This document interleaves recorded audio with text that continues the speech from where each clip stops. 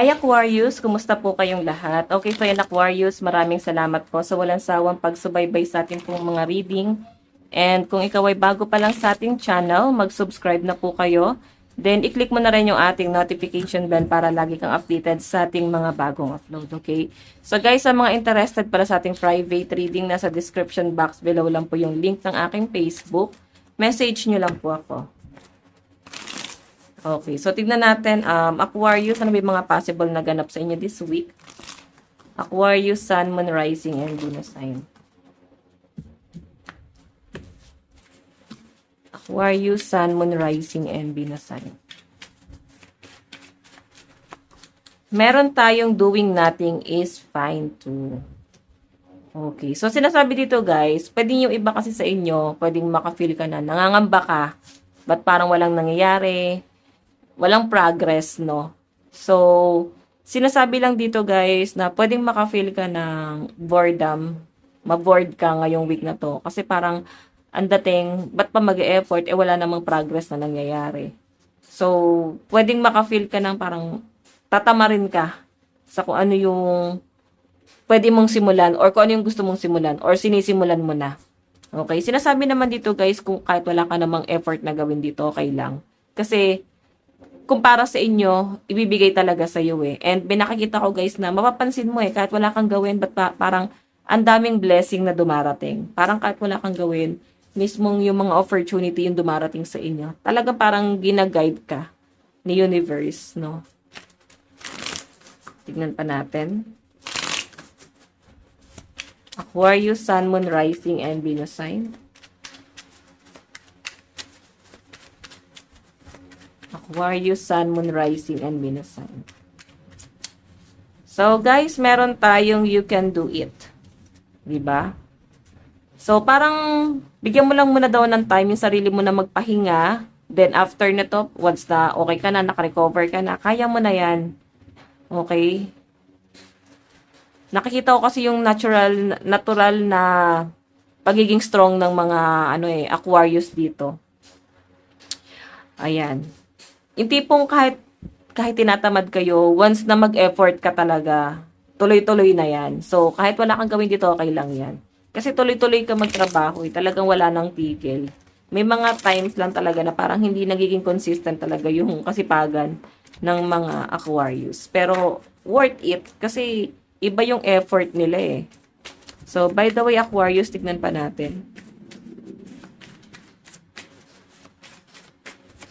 Okay. Go get some fresh air. So, pahinga ka daw guys, no? Kung sobra-sobra na yung ginagawa mo sa trabaho, kung feeling mo medyo na-overwhelm ka na sa mga ginagawa mo, yung tipong nawawala na yung spark, especially sa career mo, nawawala na yung spark, then siguro kailangan mo lang sumagap ng fresh air, 'di ba? Kailangan mo lang magpahinga talaga muna dito. Mag-relax. Okay? Bigyan mo ng vacation leave yung sarili mo. Diba? Tignan pa natin. Aquarius. Aquarius, Sun, Moon, Rising, and Venus sign. Aquarius, Sun, Moon, Rising, and Venus sign.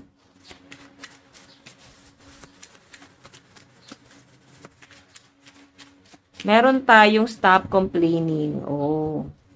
Maraming Aquarius dito na medyo naiirita sa kanila mga client, customer. Medyo stress kayo pagdating sa sa career nyo. Pero, yung nakikita ko guys, pwedeng iiksi talaga yung pasensya mo, mahirapan kang i-manage or parang mahirapan kang i-control sila, no? Ayan yung nakikita ko sa mga Aquarius dito. Okay, so again guys, relax ka lang. Relax ka lang dito. Medyo magiging moody talaga. Saka yung haba ng pasensya nyo guys, pwedeng masagad talaga siya this week. Okay, so again, tignan pa natin. Okay, Aquarius, Sun, Moon, Rising, and Venus sign. Additional message para po kay Aquarius.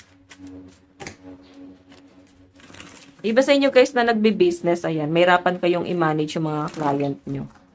So, kung kayo ay VA or sa calls, live seller, pwedeng may ano challenge na pwedeng mangyari sa inyo kung paano nyo guys i-handle yung mga customer nyo ngayong week na to. Ang daming complaints. Okay, meron tayong better alone than in bad company. O, di ba sa career mo talaga to.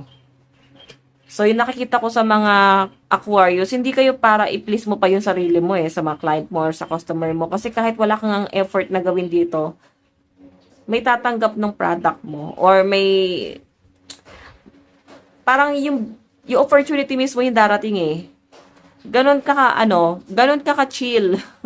Ganon ka relax yung energy ng mga Aquarius. At saka nakakatuwa yun. Nakakatuwa yung pagiging ano nyo dito, confident, no? Sa nakikita ko sa mga Aquarius ngayong week na to. Sobrang confident ka sa mga gusto mong gawin, sa gusto mong simulan. And confident ka din na parang hindi ka mahihirapan. Oo, sobrang relax lang talaga.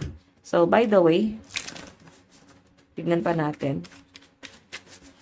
Aquarius, Sun, Moon, Rising, and Venus sign. Additional message. Okay, I don't understand yet. I'm a genius. Diba?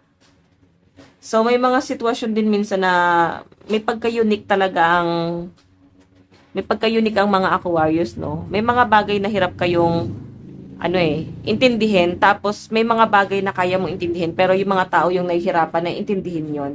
Ganun yung nakikita ko dyan. Okay, iba yung takbo ng isip ng mga Aquarius. Okay, so tignan pa natin guys message. Aquarius, Sun, Moon, Rising, and Venus sign. Meron tayong lavender. Surround yourself with love. Ayan, no? So, guys, nakakatuwa kasi hindi kayo, yung energy mo ngayon, hindi para i-please mo pa yung sarili mo sa mga taong ikaw pa yung makikisama. Ngayon, nakikita ko yung energy ng mga Aquarius na sobrang strong na hanapin mo talaga yung mga tamang tao na pwedeng makasama or makaka-vibes mo Especially sa mga kaibigan, na katulad mo, yun na makakahanap ka ng mga kaibigan na katulad mo, na na-experience mo, mga bagay na gusto mo, mga, alam mo yun. So, siguro sa community to, or nakakatuwa, kasi may pagka-unique talaga yung mga Aquarius. Pero makakahanap ka ng dito, o kakampi. Okay? Na pwedeng magbibigay talaga ng guidance sa inyo. So, by the way, tignan pa natin. Meron tayong a win-win outcome is for kasi yan, di ba? May paparating na blessing. Kaya relax lang daw kayo, no? So, nakakatuwa yung mga Aquarius, hindi sila para mag-overthink. Okay, so by the way, Aquarius, ito lang naman pong inyong reading. Maraming salamat po. God bless and love you all. Bye-bye.